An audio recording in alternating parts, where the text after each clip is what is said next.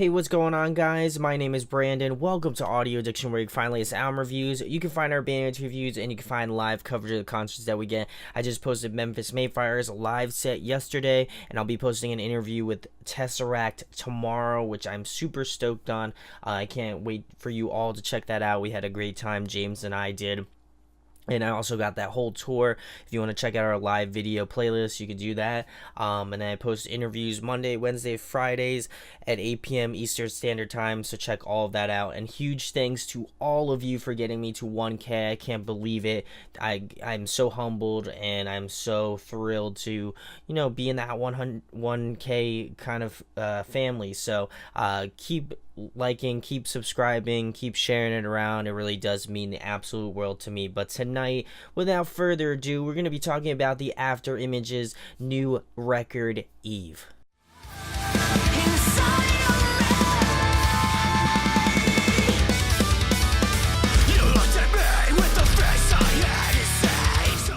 So I am kind of familiar with this band. I just kind of found out about them pretty recently. My friends in the Parallel, also from Canada, and the Northern, also from Canada, had mentioned this band in their interviews and just in person, and I never really kind of gave them a listen. But after their first track, Cerulean, that they released, I wanted to give this record a listen and kind of, see if I like the sound, because I did dig Cerulean. I know a lot of older fans really didn't dig their newer sound, but I wanted to go in with this just with a new kind of sensibility and vibe to it. I'll definitely go check out their old stuff as well, but definitely going to go through each track, give you my thoughts and opinions on all of it, go through some pros and cons on the record, and then finish it out with an overall rating. So the first track is called Aquamarine, and this one's the intro. It kind of has this sort of ethereal feeling to it with some nice clean sprinkled in there. I know that is kind of a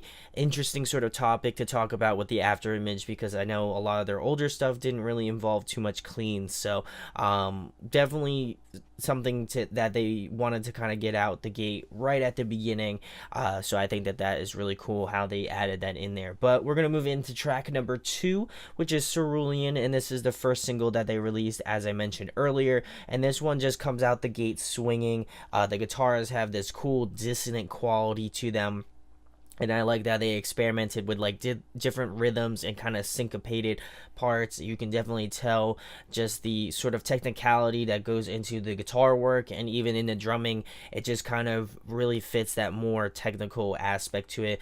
Very reminiscent of Periphery, Tesseract's another band, and also there's definitely another band that I can't think of. Also has sort of the Parallels sort of vibe to it as well, and Veil of Maya, that was the other band that I was thinking of. The screams are great. They also have some awesome variants to them between highs and lows. There's really a nice mix of everything on this song, from screams and as well as the cleans. I think that the chorus definitely highlights more of the clean side of their band now, and it almost has this sort of Jag vibe from a Skylit Drive. It really has that sort of vocal quality to it, very high, almost a little bit raspy in the clean range, which I really dig. I think that can be a lot of a turn off to some people, but I definitely feel like it fits with the whole vibe of the song.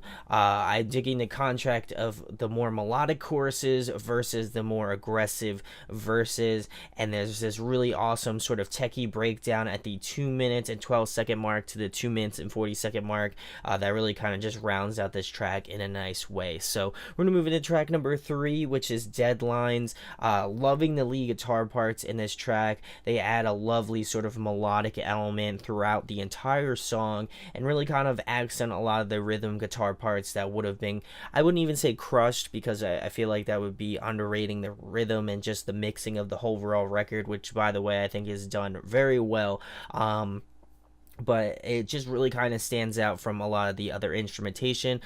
Speaking about instrumentation, I think it has a great groove to it, an awesome bounce to it, stuff that you expect from that sort of progressive metalcore, sort of genty sort of vibes to it. The chorus definitely feels like the focal point of this track. It's catchy as hell. It's definitely one of those songs that, as I was going through and listening to this record, I can just think of that chorus and just the melodies that their vocalist was able to create in this track, and it just is really memorable, and I definitely dig that about this song. I also like the additional layering that they added into it, like the electronics, the sort of etherealness that it provides in this song and in the track in particular. There is this unexpected kind of cool breakdown at the 2 minutes and 54-second mark to around the 3 minutes and 15-second mark. It's really got this awesome just chunkiness to it, which is awesome. The cleans really benefit this song greatly, and is one of my favorites off the record that it just involves clean singing as well. So we're gonna move into track number 4, which is Amethyst, and this features Kennedy Lapena. I hope I said it right. She is a great vocalist. I don't know if she's in a band or not, but if she is, I'll have to go find it out, and if you know it, let me know in the comments. But anyway, getting back to this track, I dig the contrast of the more clean guitars against the scream in the intro. I think that that was really a cool kind of memorable thing in this song. Also, another really awesome chorus, super catchy as well, and the balance of cleans and screams is really kind of pronounced really well in this track. They just find a great way of combining both aspects of their new sound and kind of adding that sort of old Afterimage vibe to it as well.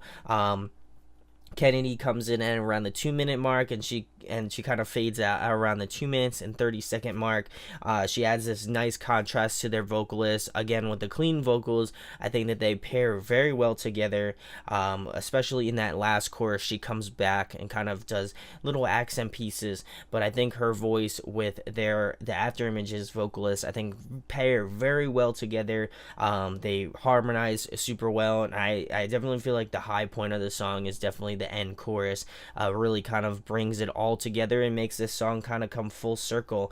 It has a great groove and a great bounce to it, much like Deadlines, and kind of following it up with another great track off this record. We're going to move into track number 5, which is Floodgates. The intro is absolute just primo goodness, which is awesome. Some really clean, great guitar work.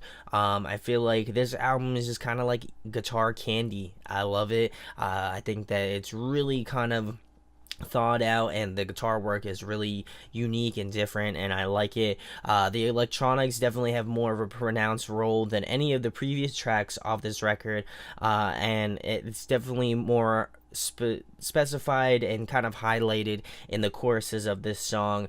You can really hear that more electronic vibe to it.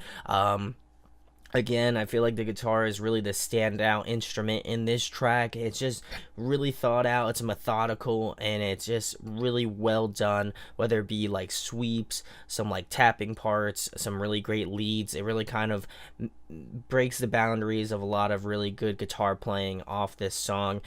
They really dive into some really great melody in this song as well, and I think it's vocally both strong in the cleans and screams department, and there's this awesome solo that I wasn't really kind of expecting at the 2 minutes and 24-second mark to around the 2 minutes and 43-second mark. I think it's really unique, and there's another track off this record that has a lot of guitar solos in it, so I like that, you know, they give their moment of another band members to kind of shine. I think that that is definitely just a kind of a powerful tool for this band. So as well as that, there's this great breakdown at the 3 minutes and 13-second mark to the end. It just kind of comes out of nowhere, but it just hits you like a truck, and I love it. It's absolutely mental, and I can't wait for people to check out this one. So we're gonna move into track number 6, which is Secrets. This is the second single that they released, and I'm definitely digging the cool harmonized vocals. They also do that very well in the chorus as well. I feel like this track is pretty reserved up until the bridge of the song. It kind of lacks pizzazz, and I feel like it's the weakest track off the record. It really doesn't have that sort of vibe that the other ones had, and just I feel like I get super stoked on a lot of the other tracks off this record, and this one kind of feels like a little bit of a low point in this record so far. There is this really nice kind of track at or kind of piece in the track at the 2 minutes and 24-second mark to around the 3 minutes and 15-second mark. It has this really cool instrumental like guitar feel, very similar to like Aaron of Intervals or Pliny of Pliny. Just it has that real cool like instrumental guitar vibe feeling to it, which is nice. It just, again, this song feels like kind of like the lowest point, but I think there are some really kind of good things. I think the bridge definitely saved this song a lot. Otherwise I feel like it would have just felt a little bit bland and almost a borderline repetitive. So we're gonna move into track number 7, which is the title track, Eve. It is an interlude track, very similar to Aquamarine. It has this sort of ethereal feeling to it, along with the clean vocals, much of the same thing, and it's definitely kind of a, I guess, a musical palette cleanser, which is really nice. So we're gonna move into track number 8, which is Mirrors. This song definitely features more of the cleans than previous tracks have. I would say that it's probably more 80-20, 80 being cleans, 20 being screams, but the screams definitely hacks in the sort of heavier moments of this song in a great way. I think that some of the breakdowns just sound extra gnarly with the really awesome screaming in this song. It feels kind of like the black sheep of the record so far. There might be another one that kind of takes a spot. I feel like it kind of transfers over a few different songs, but this one just kind of, I didn't even feel like it feels out of place. It just kind of has a different sort of vibe to it, which I dig. Obviously because the clean vocals definitely are taking more of the lead in this song. It is definitely a song that is well in the realms of the Afterimage, but kind of maybe veers off the road a little bit.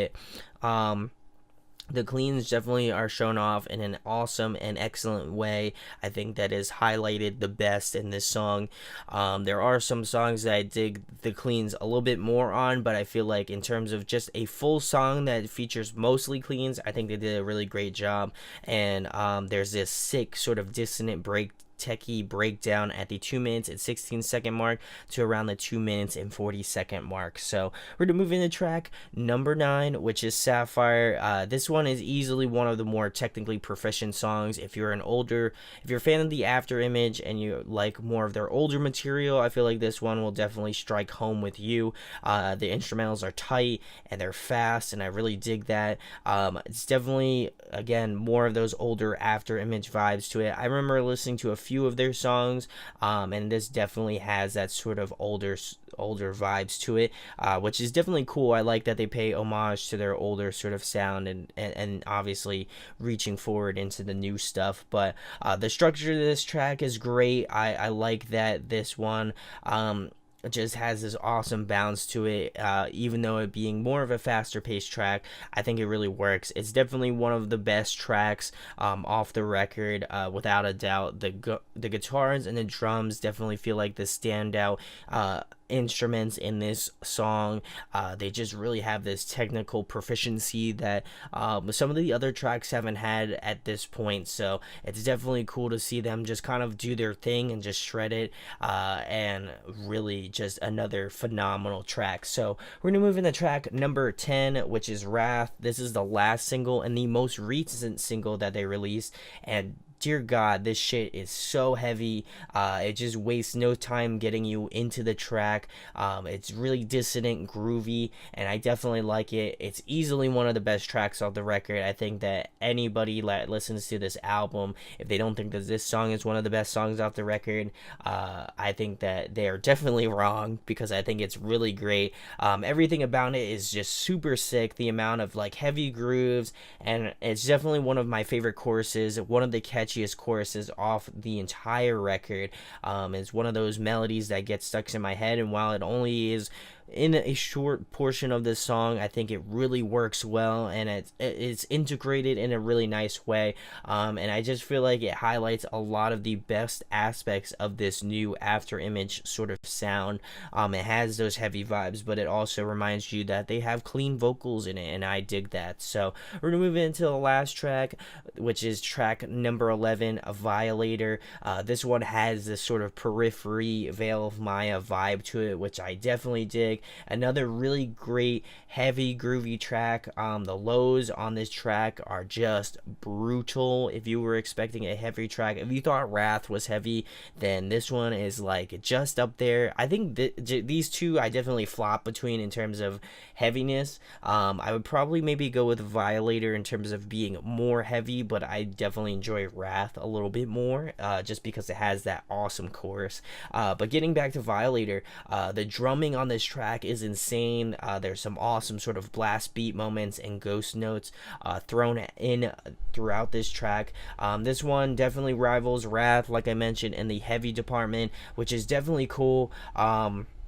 This track also has a lot of screams in it, pretty much primarily all screams, which I find very interesting. I think that they did that because Wrath had some cleans in it, and they just wanted to go all out with a screaming song, because they had Sapphire, which has more cleans in it.